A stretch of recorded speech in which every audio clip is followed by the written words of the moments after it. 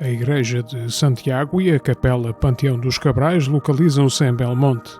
Supõe-se que a igreja terá sido fundada na primeira metade do século XIII, sendo mencionada pela primeira vez num documento datado de 1242. Este templo, tal como indica a sua invocação, era ponto de paragem no caminho do interior reiano português rumo a Santiago de Compostela, percorrendo em grande parte antigas vias romanas como aquela que ligava Mérida a Braga. A igreja apresenta uma estrutura arquitetónica muito sóbria, sendo constituída por apenas uma nave e uma capela-mor. Adoçada à sua parede norte, foi edificada alguns séculos mais tarde a Capela Panteão dos Cabrais. Na sua fundação, este templo era românico, existindo ainda alguns elementos dessa época, como a fresta na empena da nave. Na parede sul pode-se encontrar uma inscrição gótica, hoje elegível, junto de uma janela.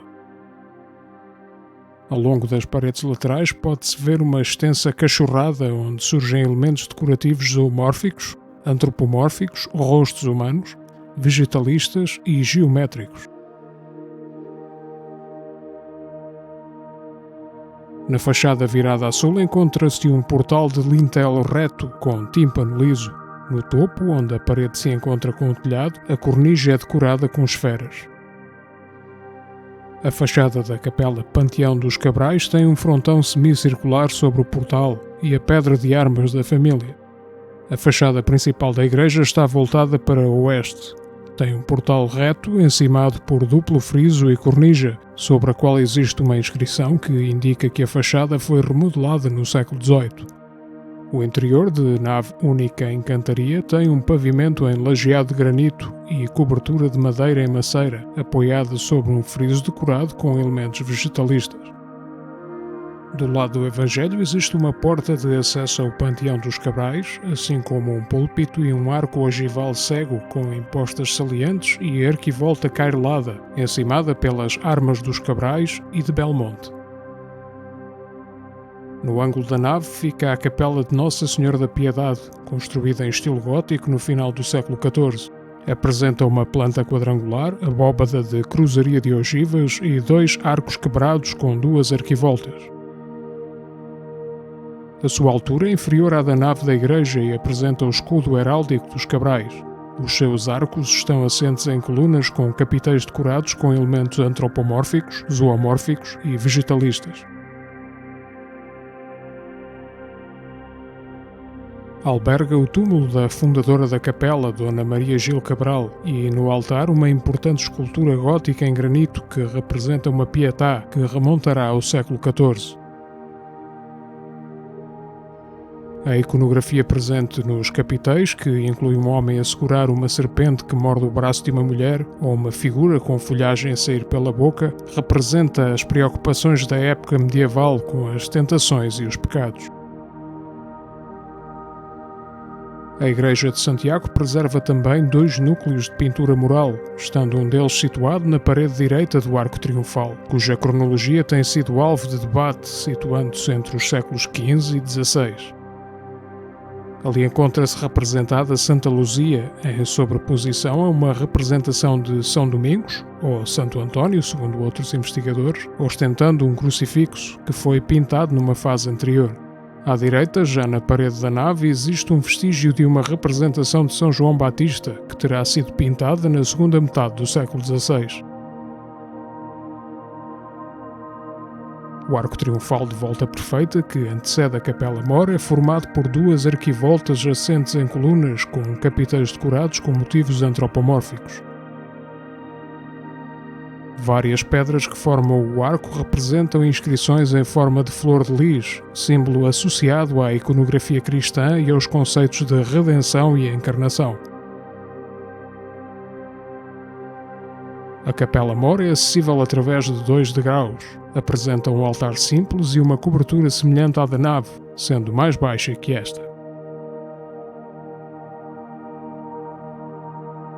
O destaque recai sobre as pinturas murais situadas na parede fundeira e que terão sido executadas no início do século XVI.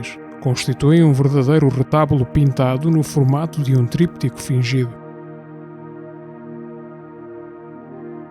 Ao centro surge a representação do apóstolo Santiago, orago desta igreja, apresentando as vestes de peregrino, um tocado com o símbolo da vieira, um livro aberto na mão esquerda e um bordão na direita. À sua esquerda temos a Virgem com o menino e à direita São Pedro, que segura num livro e nas chaves da igreja. Estas três figuras são ladeadas por representações decorativas de pendor vegetalista, com elementos de brutescos que remontarão à primeira metade do século XVII. No outro extremo da igreja, sobre o portal de entrada, fica o coro alto, que está assente sobre colunas toscanas e que foi construído no início do século XVII.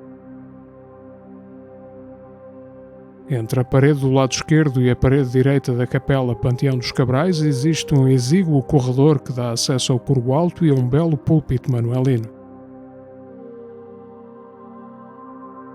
Este estreito púlpito de forma poligonal, encimado por baldaquino em cantaria, está decorado com quadrifólios, a vieira, símbolo de Santiago, e o símbolo de Belmonte. A capela Panteão dos Cabrais fica adoçada ao lado norte da Igreja de Santiago. Foi edificada em 1433 por ordem de Fernão Cabral, alcaide-mor de Belmonte, e da sua mulher Isabel Gouveia, pais do navegador Pedro Álvares Cabral. A capela seria remodelada em 1630 por iniciativa de Francisco Cabral, segundo consta numa inscrição que está sobre o portal. No centro encontra-se um memorial criado em 1961 que contém parte das cinzas de Pedro Álvares Cabral, que está sepultado na Igreja da Graça em Santarém.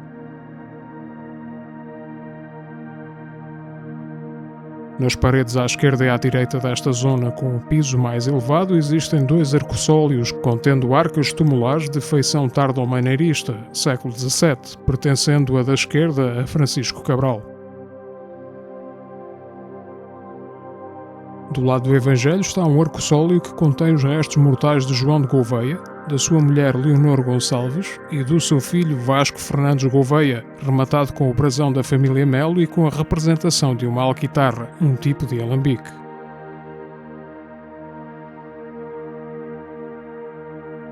Do lado da epístola encontramos o túmulo de Fernão Cabral e Isabel Gouveia, os fundadores deste panteão.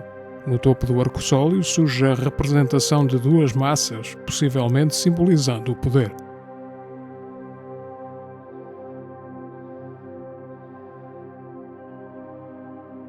Muito obrigado por ter vindo conosco à Descoberta de Portugal.